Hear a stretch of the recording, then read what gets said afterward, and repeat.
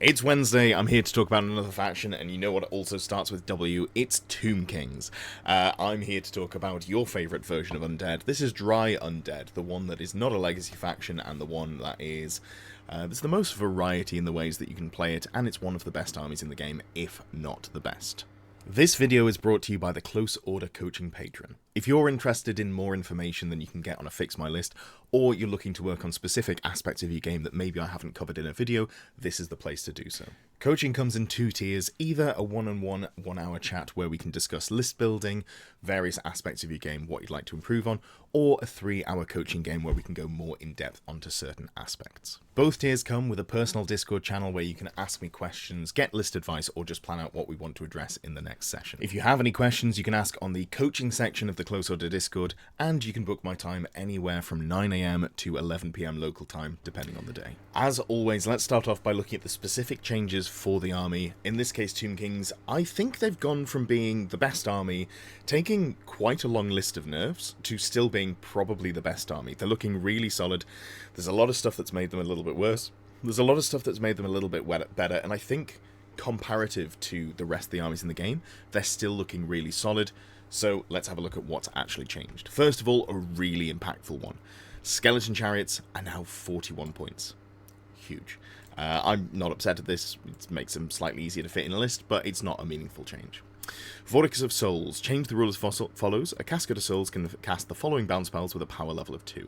This is technically a nerf, but not really a nerf, because previously you were casting... obviously the value of your spells hasn't changed, so it is now slightly harder to cast the spells. However, given that magic has all moved a little bit to the left in terms of how hard it is to cast things, it's gone from being, you were casting at +3 and enemies were dispelling at +4, to now you're casting at +2 and enemies are dispelling at +2. So, comparatively, you're better off than you were, but the actual base level of spells are harder to cast. Harder to cast, harder to dispel, so not too shabby there. Flail of Skulls, this is just the change that we've seen for all of the weapons that you might use when charging. So flails, and this one specifically, you only get the strength modifier against the enemy models you charge this turn. How does this matter? Because what could you possibly attack that you weren't charging? Well, remember that a follow-up move, not a follow-up, a pursuit move after your opponent has fallen back in good order, that counts as a charge move. So if you pursue into an enemy or you overrun into another enemy, you count as having charged. If someone charges you in the side, you don't get to use the flail's strength bonus against that unit. Nice and simple stuff. Finally, the Incantation of Desiccation is dropped to a 9 from a 10. This is nice to have. It's not the spell that you normally take. You're normally looking at Desert Winds for the reserve move and Cursed Blades for the reroller ones on all of your attacks. But it's nice to have other options brought a little bit more in line. If it was cast on a 10, it would never be cast. It's probably still not being picked, but it's nice that you've got more option there to take it. Moving on to the Arcane Journal. We'll look at these two first. So the Flail of Conquered Kings, again, this is just exactly the same as the other Flail. Strength only applies to enemy models that you charge this turn, so you can't overrun into a unit, be charged in the flank, and use it against them. And Stone Shaper. This is for the Arch Necrotect. Until the end of the turn, the nominated unit improves the regeneration value of its regeneration save by 1. This is literally, it's not a mechanical change, it's just changing the way that it's worded, because regen has been changed in the way that it's worded, which has maybe the unintended effect of allowing you to use your regen saves on crumbles. So we'll talk about that more when we get to the buffs and the nerfs, but this is just a wording change to make it, actually work with the way they've reworded regen. Finally, there is a big nerf, and this has got people saying that Mortuary Cult looks significantly worse. I don't think they do. This is a big hit, and I think it changes the way that you play this army, but I think that the army is still very good into the other armies that are very good. And again, we'll get to that when we talk more about the actual specific faction changes. But it's gone from being every time you cast a spell, you're able to sacrifice up to 3 wounds on a unit nearby and get +3 to cast, which then stacks with the Cascade of Souls, which gives you +1 to cast. So all of your wizards could be casting at +4 for a relatively low cost, I guess is the right word. You're not having to commit too much to do that. Now, it's changed to once per turn instead of every time. You do it before you make the casting roll, that's the same. Lich Priests within the Mortuary Cult army may nominate a single friendly unit with the Ninkarian Undead special rule, so this is the same. It's got to be in command range and yada yada. So this bit's the same here. The change is the nominated unit loses 1 wound, and the Lich Priest gets +1 to cast. So this has gone from being the most reliable casting buff in the game to being it's not really worth writing home about. And you probably don't run the Scarab Swarms that you were previously running. Maybe you just suck a wound from the, a Shabti that you're going to be taking a whole load of. So this is definitely worse than it was, but it is nice just to get a flat +1 on a spell that's important to get off. You're going to know, because you're playing Mortuary Cult, which is theoretically a caster army, you're going to have spells that are more or less valuable to cast. You should know which ones they are. As you're playing the army, you'll get more use to that. So you just, whichever is the most useful, you probably put it on there. And potentially you use it as like a pseudo power scroll. So you can buy power scrolls to make other spells more likely to go off, and you don't bother combining a power scroll with this, and you just use it as for a reliability boost. But yeah, so definitely a nerf here. But again, Mortuary Cult, or just in general, you can take Caskets of Souls, and you can have a flat +1 to cast in a big aura. So I'm not really too worried about this going away. What are the other ways that the army has changed, not within the specific Tomb King changes? Well, let's start off where we should probably start, which is the casting changes. First of all, we've just talked about Mortuary Cult, don't need to go over it again, but Mortuary Cult is less consistent in terms of being able to cast spells. Previously, you basically just couldn't dispel a spell that Mortuary Cult cast. They could get +8 to cast on their level 4 wizards. That's just not a thing anymore, so that brings them more in line with the rest of the game, which I think is very healthy for the game as a whole. Vortex changes. This is one of the armies that would be taking Illusion or Necromancy. They've got very good stationary large blast template vortex spells. Looking at you, Column of Crystal. Looking at you, whatever the Necromancy one is that debuffs leadership. Both of those have high casting values, which have, you've come down on the Necromancy one. But the way that the dispelling change works is that you don't have to be in range of the wizard now to dispel. You can be in range of the vortex. Why is that important? On a fated 10 or a fated 11, you're never going to be rolling that consistently to get rid of the spell. If you can be in range of the vortex, which is not super hard to do because you want, as the Tomb King player, you want the vortexes to be in range of enemy models to block them or to affect them. So it's probably going to be near their wizard. It just makes it harder for you to have a vortex on the table that's going to hang around as much as before. Again, I think this is a good change for the game. I think it was pretty unpleasant to have to play against putting big vortexes on the table and then having your wizards potentially move back quite far or be out of range. This is just a good change there to make the playing field a little bit more level for those armies that weren't using these laws. The level 4 cap. Obviously, this is a match play guide change, so you can only have 1 level 4 wizard and a max of 2 level 3 wizards now. This is probably not a nerf for the... well, definitely not a nerf for Royal Host, not a nerf for Grand Army, but a little bit of a nerf for Mortuary Cult. They lose reliability. Obviously, they can still stack modifiers pretty well in that detachment, and you've got access to power scrolls and other choices that you can put in, but the main thing that you want to do with Mortuary Cult is take multiple wizards that have don't have Lore Familiar, so you can pick your very good signature spell laws, go into those. But if you're a level 3 wizard, you're a lot less likely to get the spells that you want if you're just rolling. You don't have spell familiars in this army, so that is actually a genuine downside to Mortuary Cult, and I think that's more of a downside than the Mortuary Cult casting change. So, level 4 cap, a little bit of a change if you're playing Mortuary Cult specifically. Lore Familiar / signature spells. Obviously, this is not a change, but it's just worth mentioning again. The reason you're less likely to take a Lore Familiar with Tomb Kings is because your signature spells are so good. You've got a reserve move spell, and you've got a spell that gives you a flat reroll once to hit, which stacked with the fact that you never take ballistic skill penalties is really nice. So maybe you now take a Lore Familiar caster, but you're less excited about doing that than you might have been. Or, well, you're not excited about that, basically. You're taking this on a level 3 who really, really wants to get certain spells off. If you want to go for an Illusion caster, potentially, if you want to play a Spectral Doppelganger caster, this is probably where the Lore Familiar comes in. Incantation of the Desert Winds. This is not a nerf, but it's worth mentioning because the casting value of it hasn't changed. This is your spell that gives reserve move either to a single model or all models in your command range. Now, the lower level casts on a 6. You're very likely, in fact, you're almost guaranteed to get this off, especially if you're, a level 3 or level 4 wizard and you're in range of a Casket of Souls. Anything, if you roll a 3, you get the spell off, assuming you don't get dispelled. So that's fine. That's the single target reserve move. But if you want to blanket caster on your army, it's harder to get off. A 10 previously, you needed to roll a 5 on the dice if you're a level 4 wizard and you were, in range of a casket. Now you have to roll a 7, which is a big change. And in fact, let's have a quick look at the percentage change there, so you've got a feel for what the difference is as a Tomb King player. So, just starting off, you can see previously the world we were in, the table doesn't go far enough, but you can just assume it's a 9. So, you previously had an 87.5% chance of casting Reserve Move across the entire army if you were a level 4 wizard in range of the casket, so casting with +5 to your modifier. Now, given that you need to roll a 7, and you're only getting +3, so that would put us here, 62.5% chance. So you're 25%, you've got, it's not 25% less likely, but you've gone from 87.5% down to 62.5%.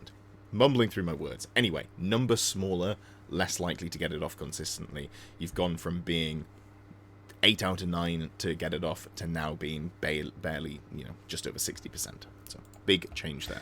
But another big nerf is large target and poison. And again, these go hand in hand. Now, you do have large targets that don't particularly like being shot by poison. That's true. However, this was one of the best armies that could bring the big poison shooting bricks, and it was a big part of how Tomb Kings used to build their list. So now, instead of bringing potentially, 50 to 100 just poisoned shooting archers, you're not going to be doing that. You're going to be looking more at spearmen, realistically. In Royal Host, you might go for still some combined arms units, but I'm a lot less excited about bringing a lot of bows in Tomb King, assuming they're just regular war bows. Things get a little bit different when we start talking about Shabti. But yeah, large target and poison, this is a real nerf to Tomb Kings. But again, the things that you're shooting at are a little bit worse as well. So it is a nerf, but it's not as bad as it seems. And you have got other ways of dealing with them. If we're talking specifically about dragons, you can bring illusion casters so that you can block line of sight with Column of Crystal, or you can stop them charging with Miasmic Mirage, or you can just win on combat res, because that's a huge change that's come in with how those sorts of characters interact. Weapons changes as well. This is something I've put in both the buff and nerf table as well, because you have the ability to never fall back. You can take a special rule called Nakarian Phalanx on some of your units, basically the core infantry that you'd expect to be able to get locked in combat, and it means that when you lose your combat, because you're undead and you're unbreakable, you never fall back in good order, you just auto give ground, you move back 2 inches. Nakarian Phalanx means that you don't actually move and you get stuck in combat with other people. Why is that a problem, or why is that, worse for you? Well, previously someone would charge you with a weapon that they wanted to use, they'd get locked in combat, and maybe that weapon wouldn't be the best case scenario, whereas, on turn 2 of a combat, they charge you on your turn, they fight through on your, charge you on their turn, they fight through on your turn, and then at the end of your turn, they test to restrain so they could charge something else, and then, or test restrain and charge into you, get those lance bonuses up going again, something like that. Now, that's not something that needs to be worried about, but they can change into different weapons. So potentially, if they need to get more damage through, they can swap into the halberds. Even though they're standing still, they might be getting 2 ranks of halberd attacks into you. So it's not a huge buff, and it's not a huge nerf, but it isn't worth mentioning here, and we'll mention it again when we go into the buffs. Last but not least, there's a big change to how chariots work inside other units. So it's not specifically chariots, it's units of a different unit type that are bunkered within a unit. So if you've got a character on a horse, that horse cannot be protected from shooting by a unit of infantry. The same goes for chariots. This doesn't mean that monstrous infantry inside of regular infantry can be shot. It's just the whole, it's not the subtype, it's the whole type. So infantry, cavalry, chariots, these are the things we need to worry about. Obviously, one of the things that Tomb Kings could and were doing is putting multiple chariot characters inside of big bricks of Royal Host infantry. I think that's dead. I've heard some people saying that maybe you still do it because you're still pretty resistant to shooting and you get healed up really well, but I think just not being able to be lookout surd, being able to be targeted, all of these things, it does make it a little bit concerning if you are putting characters into units, especially when, your general dies or your Hierophant dies. There are downsides to that. It's not just a case of like a Bretonnian lord dies and you go, oh, well, there's a big piece of my army gone.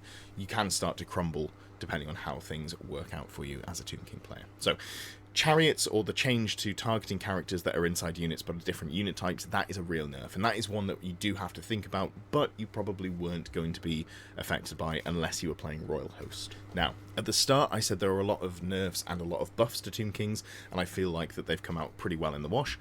Here's something that I should have mentioned in the nerfs, but I just ran out of points. Max points cap. And again, this is nerfs and buffs, so 25% of your max points can go into a single character or unit. You cannot go over that. Why is that bad? Well, previously you might have run big units, like for example that big unit of Royal Host Infantry where you had 130 odd models in that unit. You probably didn't want to do that anyway, because the poison shooting changes have come in, so it's not a huge nerf, and that's why I've got it here in buffs instead of nerfs, but it is worth thinking about and remembering that you aren't able to have, 600, 700, 800 points worth of infantry that are very hard to shift. Don't worry, 500 points of infantry for Undead is more than good enough, I think you'll find. Speaking of it as a buff, though, our dragons for Tomb Kings never get near 500 points. You are not hitting that 500 point cap, which is fantastic. That's something that you really just don't have to worry about. Enemy units are. So, Chaos Lord on Dragon, High Elf Dragon, these things have got worse than they were previously. If you saw a Wood Elf Dragon that was going to be kitted out to be the best challenge creature that you could ever have, that's now nowhere near as good as it previously was. Enemy Death Stars. People can't bring huge 700 or 800 point Death Stars. Dwarves, who are an army that could actually grind through Tomb Kings with some level of consistency. That is now not as much of an issue. Also, your infantry are unbelievably cheap, so the fact that you can only go up to 500 points, you can still have a ludicrous amount of models in there, whereas elves sort of cap out at like 30 models. You can very comfortably go up to 60, 70, 80, depending on how big you want to go, what sort of magic banners and stuff you want to put in there as well. Another change here is the maximum armor value cap, and this is a buff because you weren't getting to 2-up armor saves on your dragons. Obviously the change is only infantry and cavalry can get to a 2-up armor save, everything else is capped at a 3-up.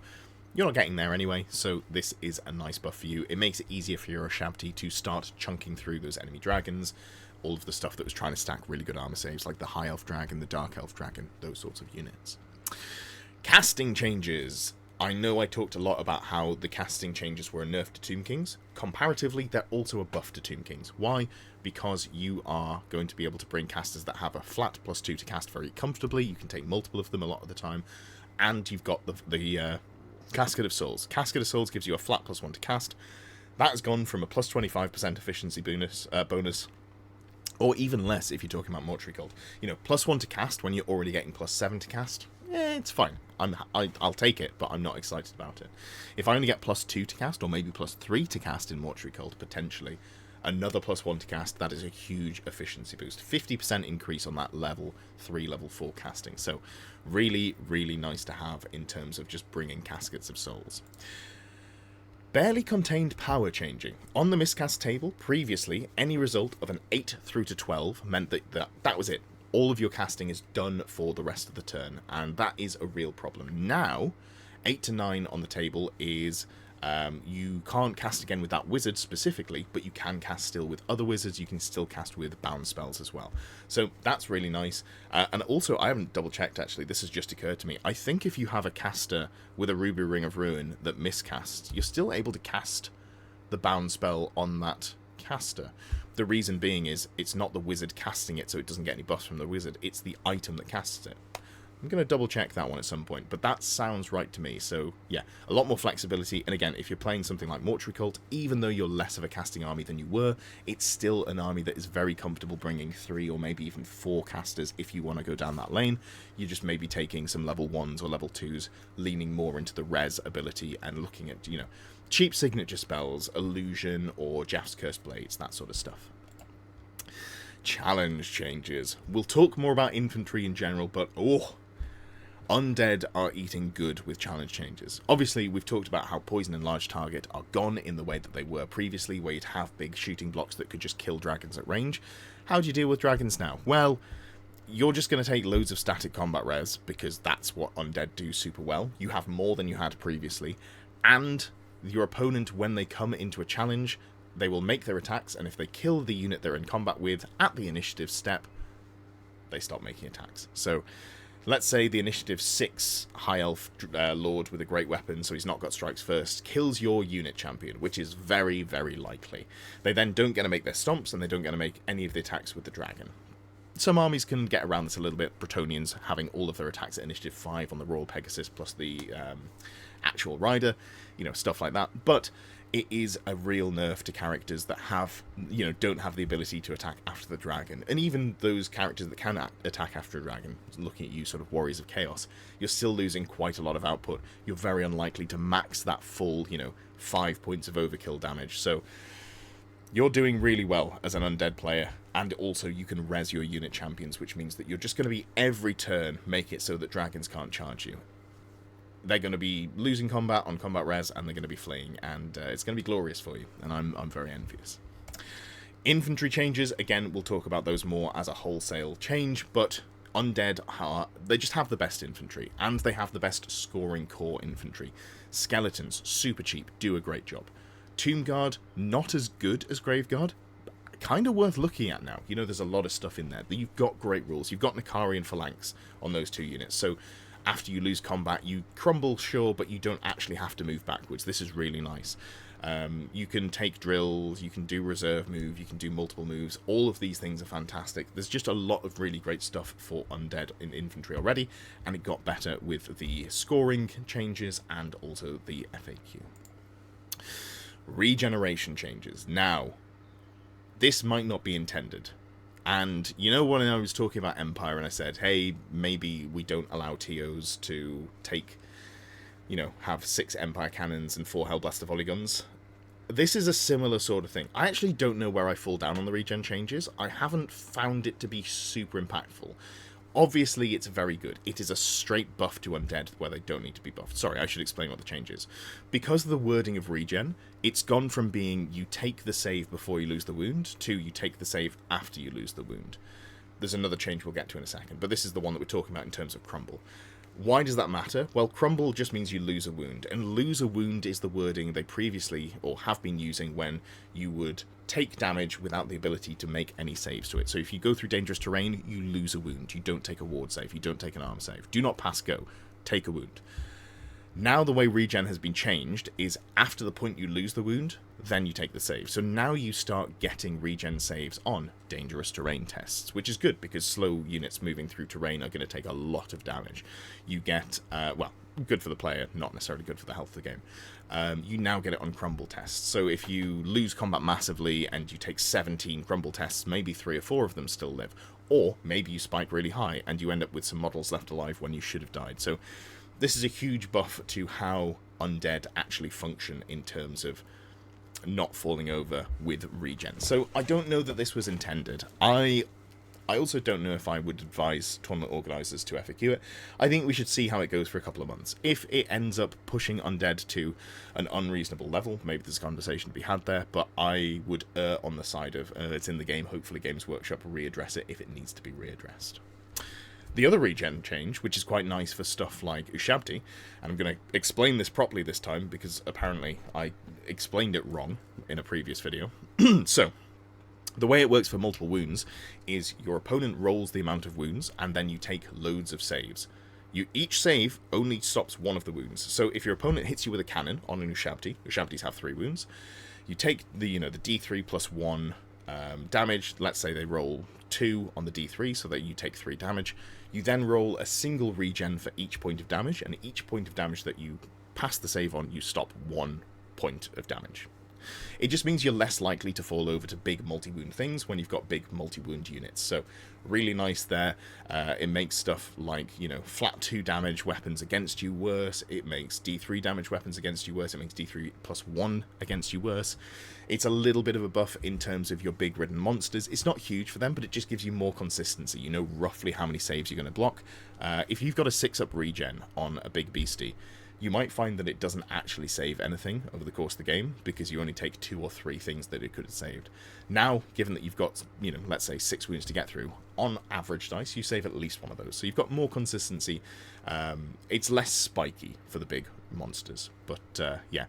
Regen changes pretty big across the board. Definitely worth knowing how to, well, not how to, but it's definitely worth knowing how that affects your army as a Tomb King player.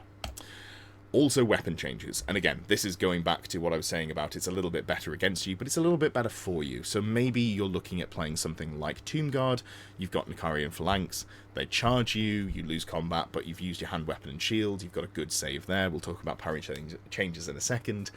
And then second round of combat, maybe you go, actually, I think this unit's blown its load too early. It's like a unit of heavy cavalry, we're stuck in combat, and now I'm going to swap to my halberds, and I'm going to try and cleave through that unit. These are the things that you can be doing. And also, when you follow up, you know, you get more value out of, not follow up, when you pursue, you get more value out of those halberds. So, a little bit of a buff there. Not huge, but definitely worth mentioning. While magic's good, I think it's more important to talk about the infantry changes first. So, you've probably heard this a million times by this point, but we're just going to very quickly summarise in case you haven't. 3 big things have changed for infantry. Press of battle, massed infantry, parry. First of all, as long as you don't charge or pursue, where you count as charging, you get to fight with a second rank if you're an infantry unit. What does that mean? Well, if you're a unit of, let's say, 7 wide Tomb Guard with halberds, instead of making, assuming everyone lives, 7 attacks in the front rank, you get to make 14 attacks. Obviously, this is a huge change in terms of the viability of infantry that want to do some damage. Really good stuff there. The fact you don't get it when you follow up or when you charge as well, pursue or charge, that does mean that we might be in a situation where we start having infantry bricks looking at each other and just not wanting to charge, because weirdly they're better if the opponent charges. But that is something that I've heard people talk about. It's not something that I've actually seen in reality yet. So we'll see. But it is something to keep in mind when you're building your lists. Maybe you think about how to juice your unit so that even when you charge, you're actually getting some good damage out of them. Massed infantry, if you are an infantry unit and you have more unit strength than your opponent, you get +1 to combat res. Very good. Makes it much harder for dragons to deal with you. But dragons already just can't go into the front of an undead unit. Parry. Parry, parry, parry. This means if you have a hand weapon and shield, in combat only, you get an additional +1 to your armor save as long as you're using the hand weapon and shield. And it's to a maximum of 3 up. What does this do? It means that all of your light armor and shield infantry that use a hand weapon get up to a 4 up save. What does this, what is this bad on? Well, it's bad on units that have full plate and shield already. Do we have any of those units for Tomb Kings? No. So we really like this here in Tomb Kings. It makes our already durable infantry even more durable. If you have this, let's say you've got a Death Star, and this does not take a huge amount of commitment, because this sort of buffs the rest of the army as well. You've got a unit of just regular skeleton infantry. You take them, you've got them in range of a Cascade of Souls, which you're going to put in your army if you can, because they're very good. So this is not even commitment there. That's cast the lighter protection, so you're -1 to be hit, and you've got a 6-up board save. And you've got, let's say, a level 1 Mortuary Priest in the unit, and that is cast Glittering Robes. Suddenly your unit of skeletons, which sure it's only T3, it's now -2 to be hit. It is, this is combat obviously, it's only T3 with a bad weapon skill, so you're maybe being hit on 5s instead of 3s, which is nice. You're being wounded the same, but then you've got a 4-up armor save, hand weapon, shield, light armor, and also you've got a 6-up ward, and you've still got your 6-up regen, and now you get to roll your regen saves against the crumble test. So infantry looking huge, and obviously core are the only things that can score objectives for almost all of the objectives in the match play guide. Undead can stand on objectives like nobody's business. So they're a little bit slow in getting there, but not that slow by the time you factor in all of the other things that they can bring, such as reserve move. Yeah, really, really nice changes here. I'm really happy to be putting Bricks of Spearmen in. I'm really happy to play around with Bricks of Tomb Guard. I don't know if the Tomb Guard make it in, but I like the concept of them. So they are there, and they are something that you can play around with. Weapon selection, we've talked about already. The main thing here to remember is that given we're going to be in slower, more sloggy push-pulls, if you pursue the enemy or you overrun into them and you've got a weapon that gives you a buff when you charge an enemy, you can't then use that weapon to get the buff if you use it in the flank. So the whole unit has to use it, but for example, if you get flank charged after you've pursued, the models that are fighting to the side of the unit where you've been charged don't get to use their halberd additional AP into the unit that's charged them. Not a big thing, just keep it in mind. Monstrous Infantry, and again, unfortunately Monstrous Infantry don't get any of these changes. This is for regular and heavy infantry only. We do obviously have some great Monstrous Infantry in terms of Ushabti. You're going to be running a lot of Ushabti if you're looking at Mortuary Cult, because having them in core makes them very good, but they don't actually get Press of Battle, Massed Infantry, or Parry, so Not eating as good as the rest of the infantry, but they're just baseline such good units you're going to want to run them anyway. Finally, what sort of laws are we looking at if you're playing Tomb Kings? Well, nice and easy, there's only 3 of them, and each of them has, in my mind, a very defined role, which is great. First of all, we've got Elementalism, and this is good for Death Star support if you don't want to be in the Death Star. So this is if you're looking to take a unit that is a little bit immobile, and maybe you want to teleport it up the board to get onto an objective early, or to get out of a charge arc. You want to give it not Plague of Rust, Earthen Ramparts, so enemy units have a much harder time dealing with you. This is really strong with Undead because they're already so hard to deal with. If you can just blunt the first charge of the unit that's going to come in, let's say there's some Blood Knights or Dragon Princes that want to try and absolutely crush a unit of skeletons, if you can make it so that they lose the initiative bonus, not super important, but also they only get to make a single attack per model, that is a huge downside, given that Earthen Ramparts means that they're defending a low linear obstacle, so they lose their attacks, they lose their stomps, they lose their impact hits. Big downside there.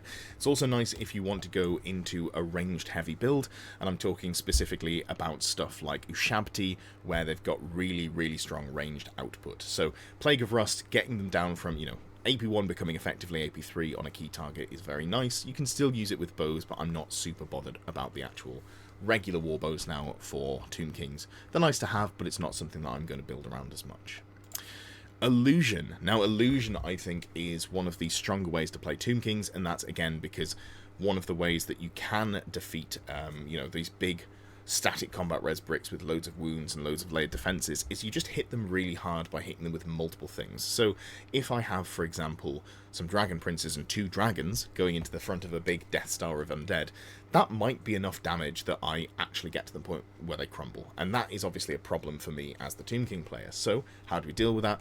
Well, you can be in a control style. You've got Miasmic Mirage. You can stop one of the dragons from charging in. You've got, Column of Crystal. You can maybe stop the Dragon Princes charging in, or whatever you pick. You make it so that people who line up their multi-charges aren't able to do them consistently. Also, and this is where it gets a little bit difficult because your signature spells for the laws that you're in are already very good, but Glittering Robes is really nice. As previously mentioned, stacking that -1 to hit from Glittering Robes on top of the -1 to be hit for the lighter protection that you can get from the Casket of Souls, really strong. Just being -2 to hit with anything is a worthwhile build around. Look at Chaos Dwarves. They've been playing with that Storm of Ash and -1 to hit on top of it on the Black Orc Wyvern. So being -2 to hit, really strong with Illusion. The other thing you can do is great for melee Death Stars. Again, for the same reasons where we've got, the Casket of Souls providing -1 to hit. We've got a ward save in there. We've got the Spectral Doppelganger threat in there if you want to go for it. I don't think it's necessarily a great thing to build in if you're going Undead, but it is an option. But otherwise, you've got another -1 to hit from the Glittering Robes. You've got the control pieces. So really nice support there for Illusion, and I think this is probably my default now for Tomb Kings, even though it's not my favourite way to play. Speaking of favourite way to play, Necromancy. I like how Necromancy interacts with the choices you can make as a Tomb King player. So, what's it good for? Well, it's good for Death Stars, but more specifically Combat Resolution Death Stars. Why do I say Combat Res Death Stars? The reason for that is because we've got these Death Stars that are going to be probably winning, not through the damage they do, but how much combat res they're bringing, and if we can reduce our opponent's leadership, they're more likely to break, and as well, if you're double outnumbering, if they roll a low number, you're potentially catching them in combat as well. So it's good support there for the more slow slog style combat that you're expecting to see for Tomb Kings. What else?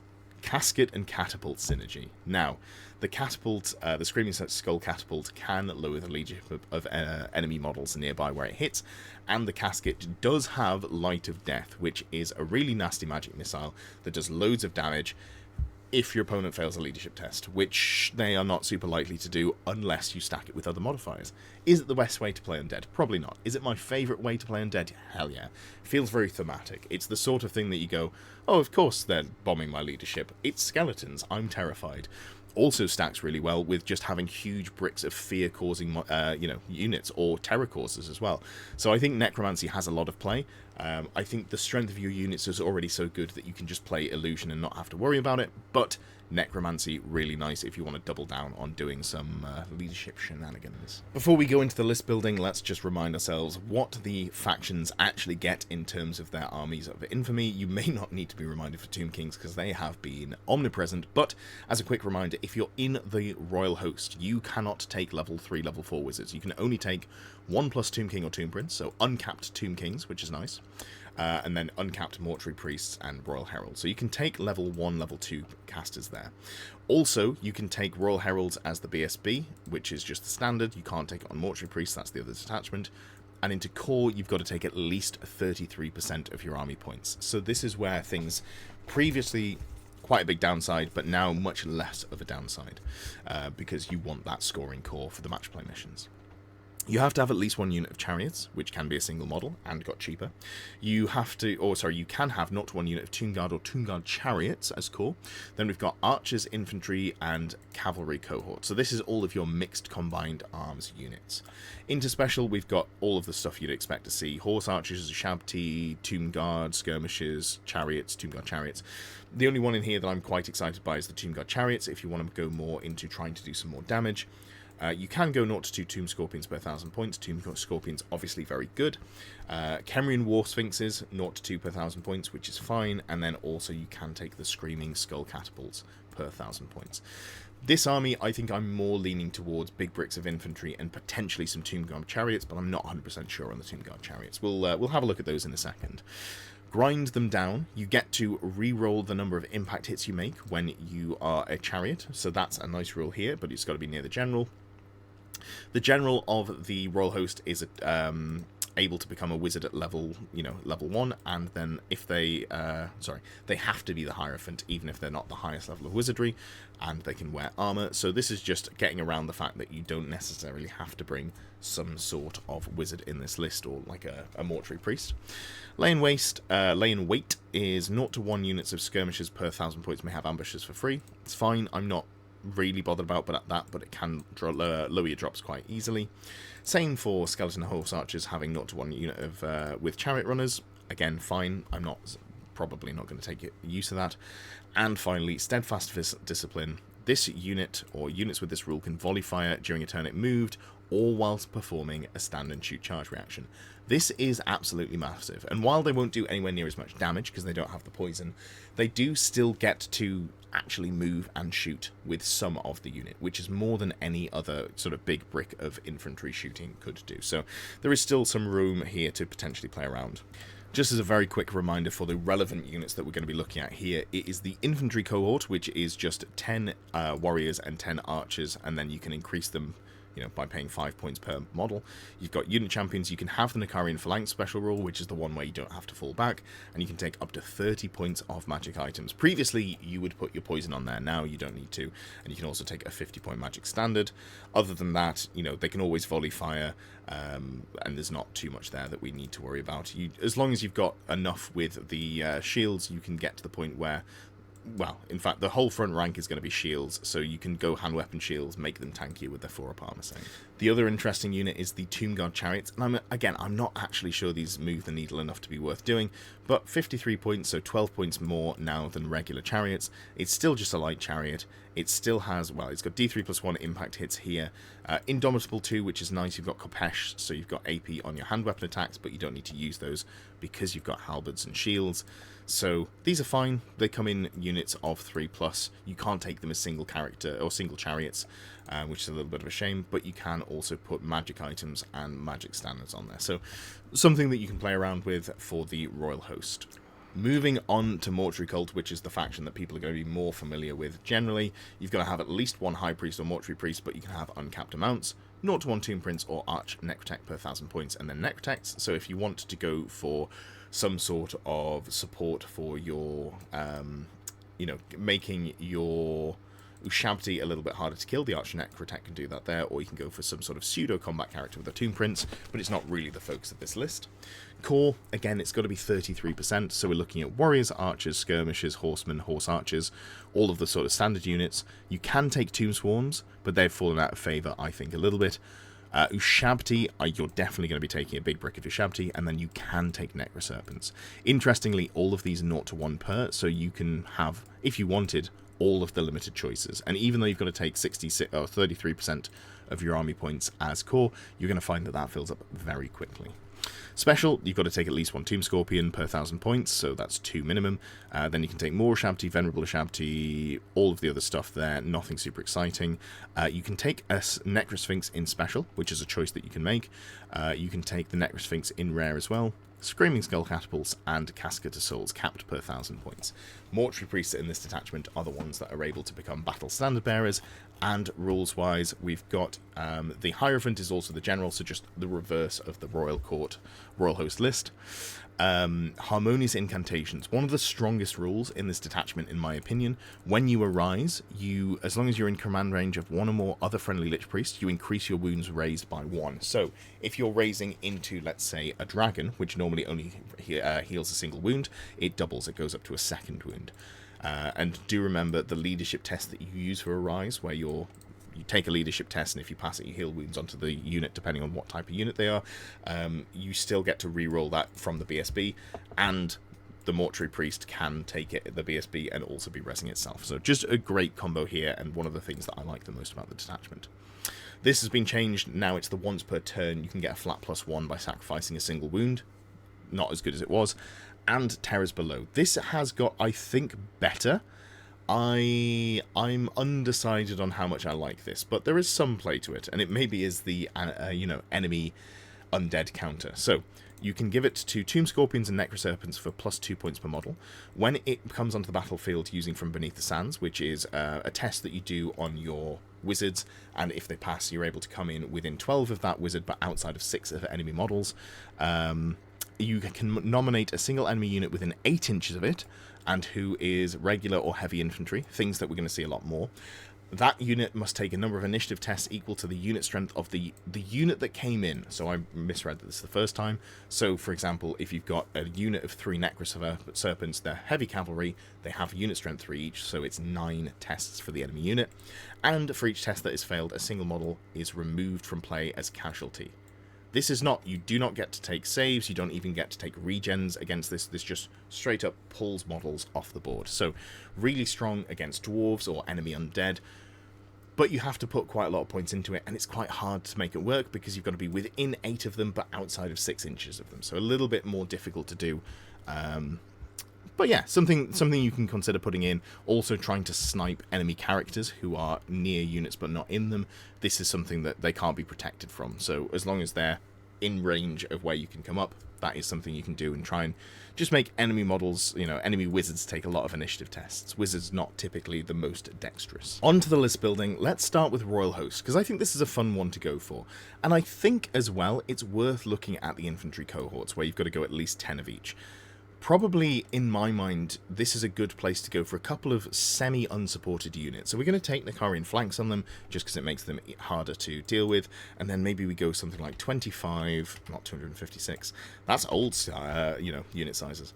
Maybe you just go units of 50 points, and 50 models. And look, you've gone full command, you've got 50 models here, there are 275 points here. You could probably put some more support into them. So let's say we're playing the scoring game. We've got 2 bricks of good scoring units here that we don't have to support all that much. How about we give one of them the problem with Tomb King banners is they all kind of have the same name. I think it might be Desert Winds. Yes, so Desert Winds gives you Vanguard and Reserve move. Obviously, remember, you can't charge if you Vanguard on turn 1. You're probably not going to be charging because you're skeleton infantry. Reserve move is really nice, so you don't have to lean on actually getting off the incantation of the Desert Winds to move this unit. So, nice little unit there with a banner, and this one, we can just give this one a war banner pretty comfortably, be happy with that. Do we want to give them anything here? Honestly, just to be as annoying as possible, maybe we're talking Charm Shields on our unit champions. I think Charm Shields on unit champions now are very good, because obviously previously you'd make all of the attacks in the challenge. Now, if you take 3 wounds from an elf with a great weapon, being able to save one of them on a ward save potentially means that you just cap the amount of overkill that you're going to be taking. So, a couple of charm shields there, not too bad. You also have to take at least one skeleton chariot, and let's make it a unit champion as well, so we can support whatever we put into the character slot.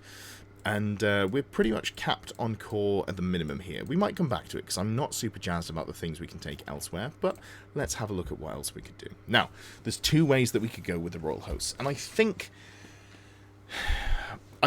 you can put lots of characters into the bricks of infantry, but I also think that you can play without needing to do that. So if you want to put characters into the infantry units, super easy to do. But what if we just went a pair of Tomb Kings? You know, you can very comfortably go Tomb King here. Let's just say we go for the standard build. We're going to go for the Bone Dragon, and we're going to go for the fan favourite Armour of Ages. This is obviously light armour that makes it so that enemy successful wound rolls against you have to be re-rolled. Really nice to have there, and combo it with a Talisman of Protection, so you've got a ward save and the regen save coming from your regular setup. I don't love a flail here. Let's go Sword of Might, I think is a decent weapon. Gives you some magical attacks in case you're worried about that, and given that this is the general, we're also going to make them a level 1 wizard. Comfortably under 500 points there, and they're tooled out to the max. Then we'll go for, you guessed it, another Tomb King on Dragon.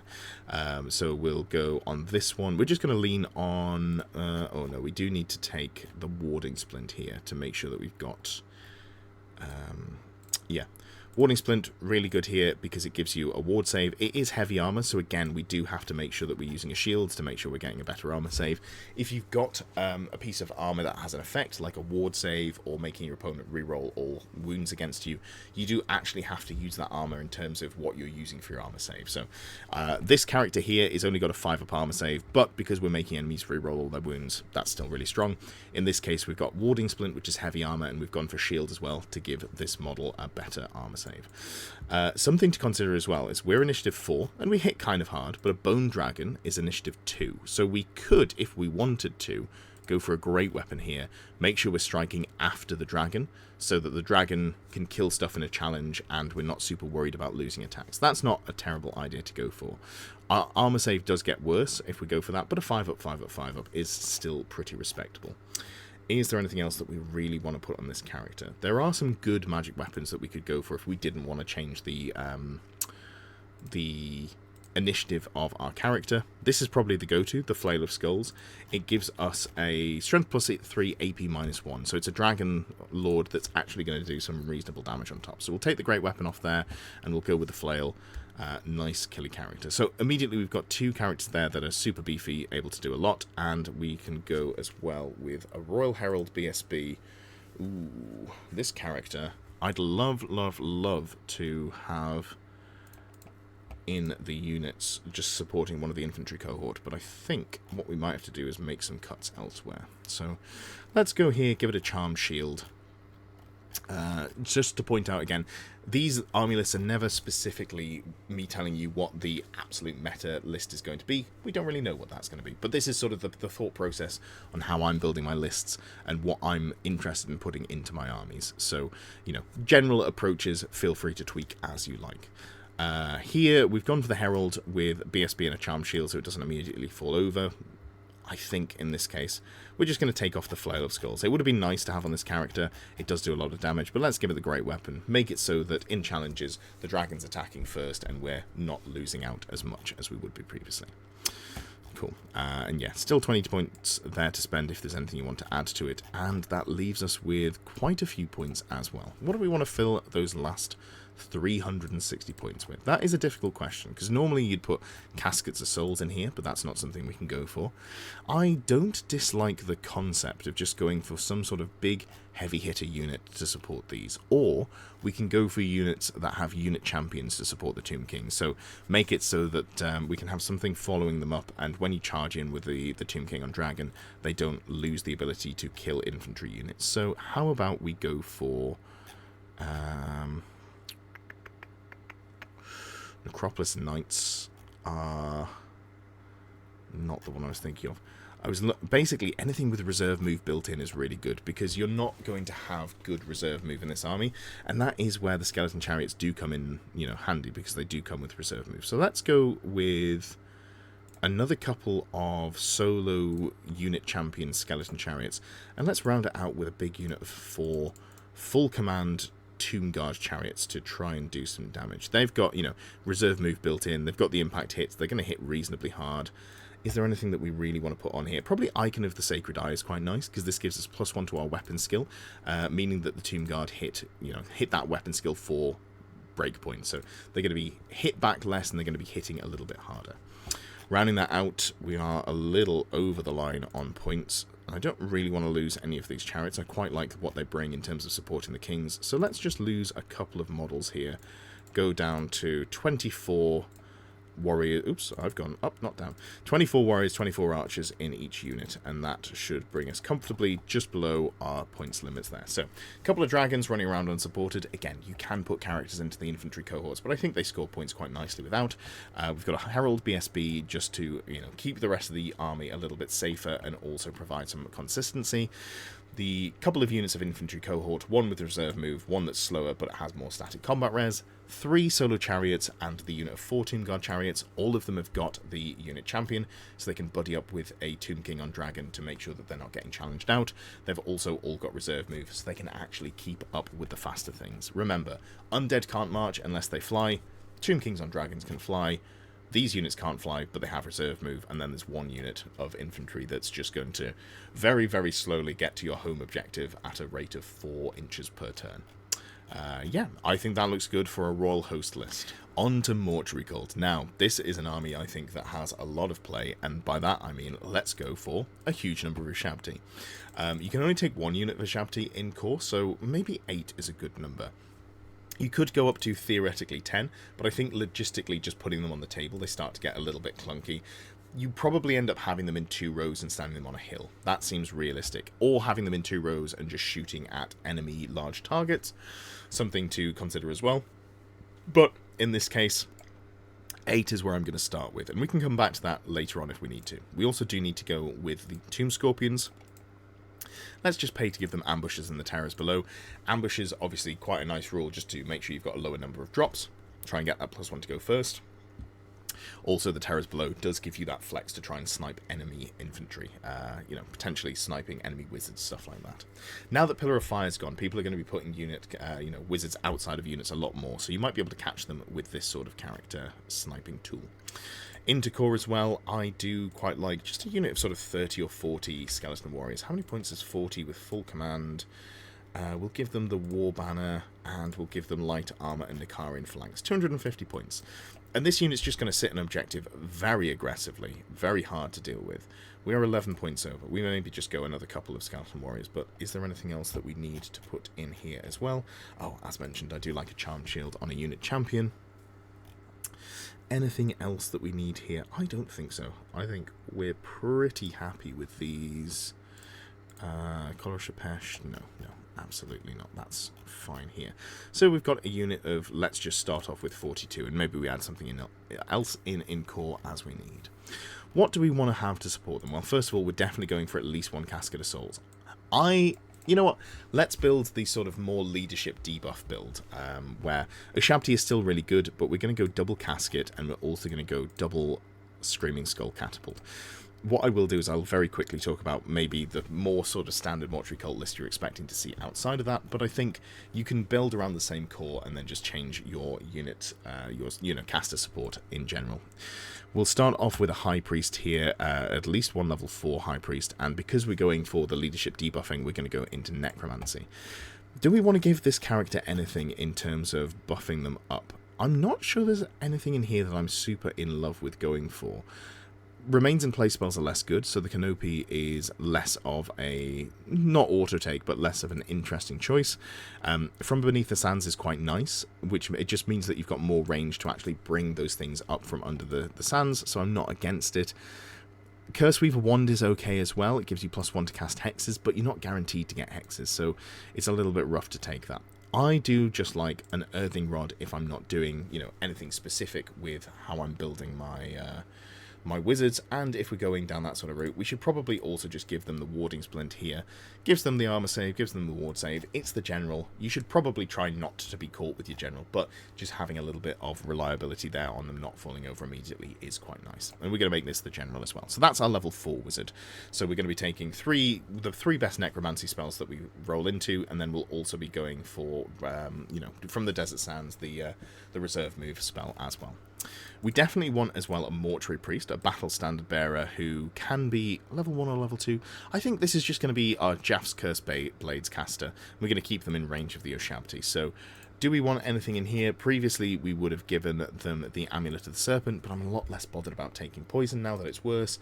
I think we're pretty happy just to leave them as it stands. I don't know that we need to do anything else on top of there. So having them as a level 1 caster, probably just absolutely fine. Do we want a Power Scroll?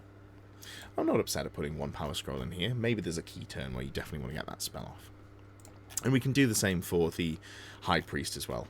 Obviously, with the increased risk of miscast, that is a bit of a problem for an army that takes multiple wizards, but that's less of a problem now that 8 and 9 on the table only stop this wizard from casting. So let's put in a Power Scroll, and I'm not upset at giving them a Ruby Ring of Ruin as well, just getting a little bit more range damage in there.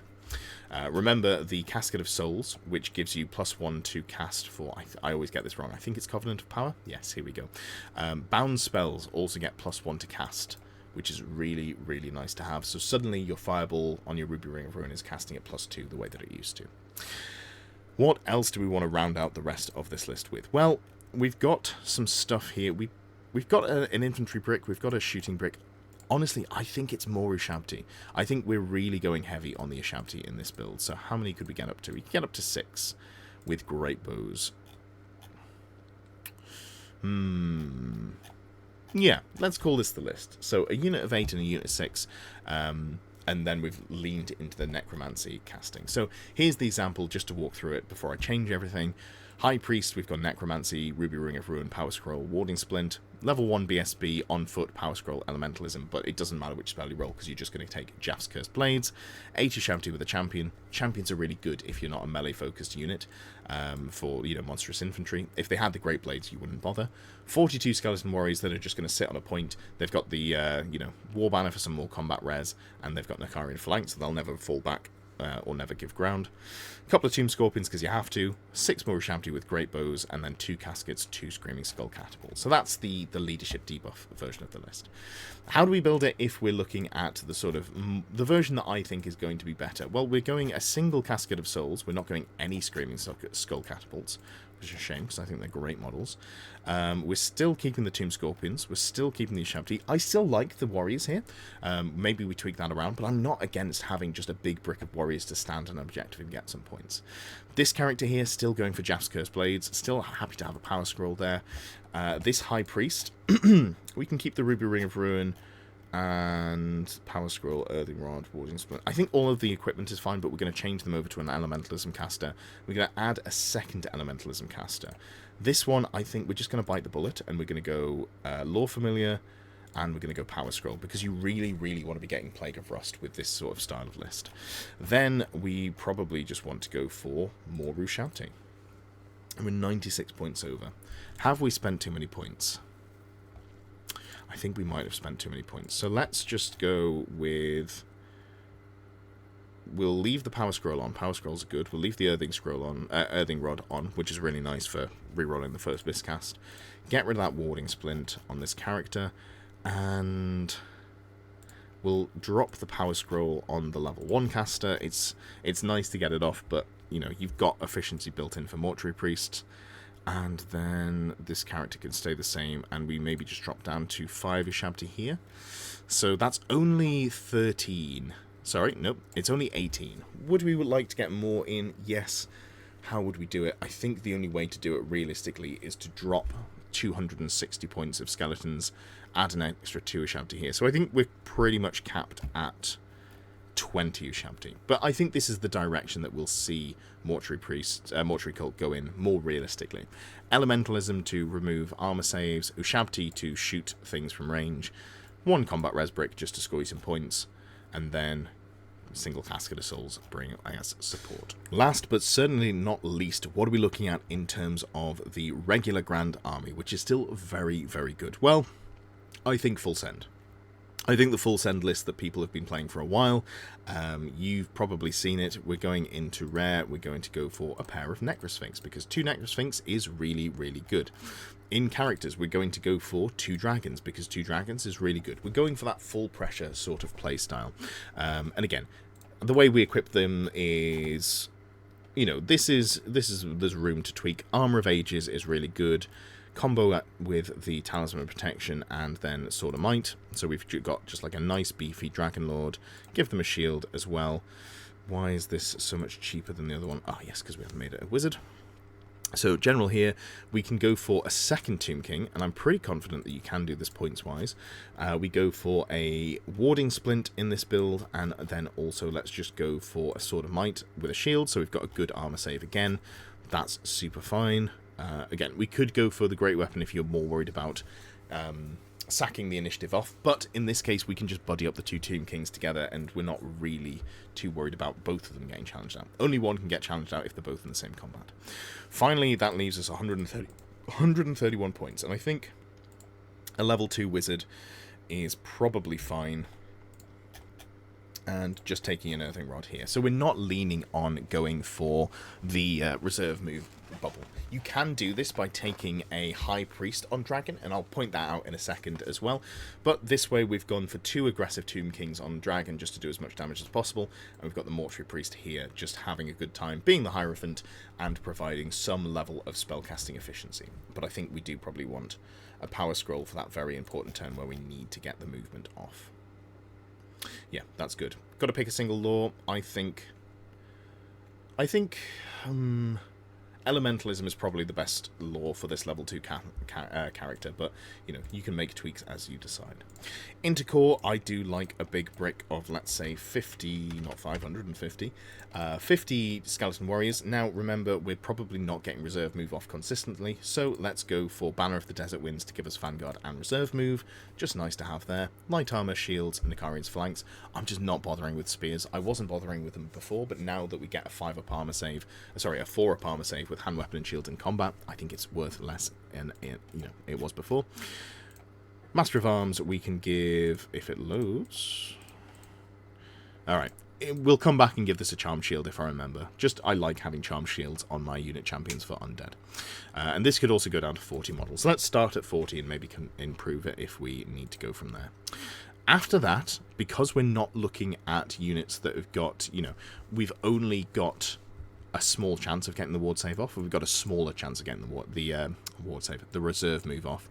It's worth going for something like Skeleton Horsemen here, who've got inbuilt reserve move already. Oh, they don't have reserve move. No, they've got Vanguard, sorry. So it's easier for them to get where they want to go. Am I talking about my backside? Is it Horse Archers? Apologies. Don't go for Horsemen. Horsemen are terrible. Horse Archers, which are built-in reserve move, have skirmishes, are a good core scoring unit. Remember, you've got to be unit strength 10 to hold objectives, but cavalry are unit strength 2, so they're a really good unit to do so. Give them a unit champion so that they can survive being charged by a dragon, you know, challenge out, take a couple of wounds, run away. They don't need the light armor or chariot will run a rule in this case. Just a couple of units of these is pretty nice for scoring. Maybe we want a third one of these. Or the other thing that we can put in is a unit of chariots. Now, chariots aren't super exciting. They are something that you can use as support for your characters in terms of their, you know, challenging out. They do some impact hits as well, so they've got, you know, D3 impact hits here. But most importantly, they also have reserve moves, so we're pretty happy putting this in. And you can also combo it with the Icon of Rakaf, which gives you the ability to make a single free reform at any point during its movement. Now, this is wild because it's not just when it moves in the movement phase, it's any time it moves.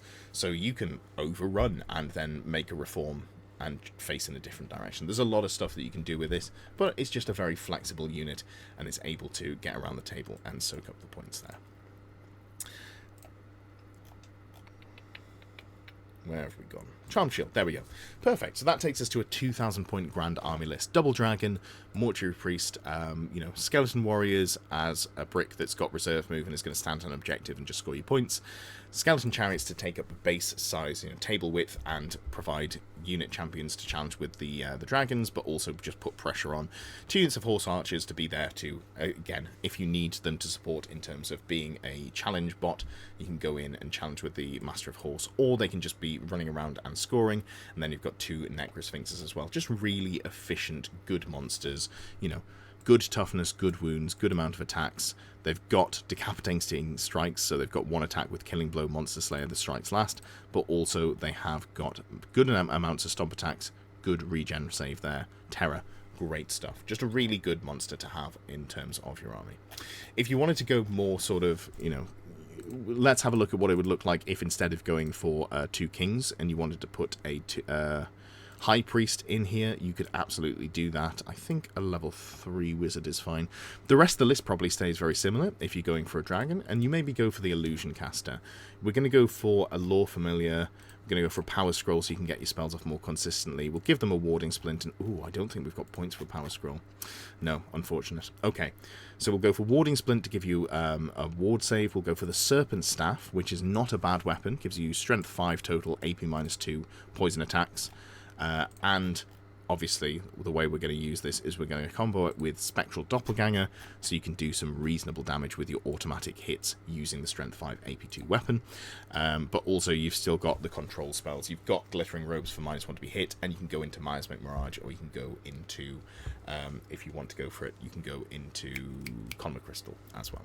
If we're doing that, I'm probably looking to put like a BSB Royal Herald with Charmed Shield into the unit with Scout of Skeleton Warriors. Again, mostly just there to provide more combat res, make it harder for them to disappear, add some consistency to the resing if the High Priest is in range, that sort of jobby as well. And we could just fill up the points with a couple more Skeleton Warriors. What if you don't want to go with dragons? You can play without dragons. So if we do a quick version of the list without, and again, let's just take out the Lore Familiar, so we're going for a foot character, so we'd go Earthing Rod, Power Scroll, and we can keep the warding splint on there. So this is if we're going without putting all of our points into dragons, potentially. We could keep this build here. Maybe more likely to go elementalism, just as, you know, putting a ward save on this unit of Skeleton Warriors is really nice. And then keeping the Royal Herald, potentially in this build, we're going to make it a little bit harder to interact with. So we'll go with... let's just give it Armor of Meteoric Iron. So this doesn't stack with the Charmed Shield in the way that you'd want it to, but it is still a once per game 5-up ward save, so it's worth taking. And you can just have the always on 5-up armor save there. And then we're potentially putting the Tomb King into the unit with it. So we'll go Talisman Protection, we'll keep that. Take off the Armor of Ages, and then we're looking for something like the Flail of Skulls, I think is the one I'm looking for. Yeah, the Multiple Wounds 2. It's basically a Ogre Blade, but more strength, less AP. And two-handed, of course. So this takes us to a pretty decent foot character if we put them on foot. Have them buddied up with the Royal Herald, so you can bounce wounds onto the Royal Herald as well if you want to go that direction, and that then leaves you a lot more points to add in additional units for, you know, whatever you want to go for. In this sort of build where you're not going for all of the monsters, we'd probably take out the Necrosphinxes, put in a Cascade of Souls as support. Again, it's just a really nice defensive piece, and if you're going down this sort of line, I think I like more range damage. It's hard to put in now that the poison shooting's gone, but maybe you support it with some Ushabti with bows. You know, let's say we go for a couple of units of 5 Ushabti with bows, and that fills out the points quite nicely. You've got an Elementalism caster in there already, or yeah. So lots of things that you can do depending on which sort of way you want to build, but the sort of universal truth stand, Caskets of Souls are really good, Ushabti with great bows are really good. This brick that's just going to sit on a point and score you points, really good. Tomb Kings on dragons, really good. Lots of great stuff for Tomb Kings, lots of variety you can build your list with as well. Thank you for watching, thank you for getting to the end of the video. If you've reached this point and you haven't already, I would really appreciate a like, a comment, a subscription if you haven't done those things. It just helps me get seen by more people, boost me up in the algorithm, all of the stuff that the YouTubers do like to say. If you would like to support me in my goal to become a full-time YouTuber, I would absolutely appreciate that. You can become a member below. There are various perks to those, name at the end of the videos, all that good stuff, but it also unlocks some VIP areas in Discord if you become a Longbeard or Ground Knight tier supporter. Those VIP sections are the only parts that are locked away in Discord. You don't have to be a member to join the Discord. I'd recommend that you should. We've got about 450, 500 people on there. It's a great place for discussion, a lot of fun. I do try and chime in as much as possible. And it's also where the Fix My List show lists are put, and also if you are one of the Grail Knight or Longbeard tier supporters, where you participate in choosing which list I play in the monthly Pick My List series.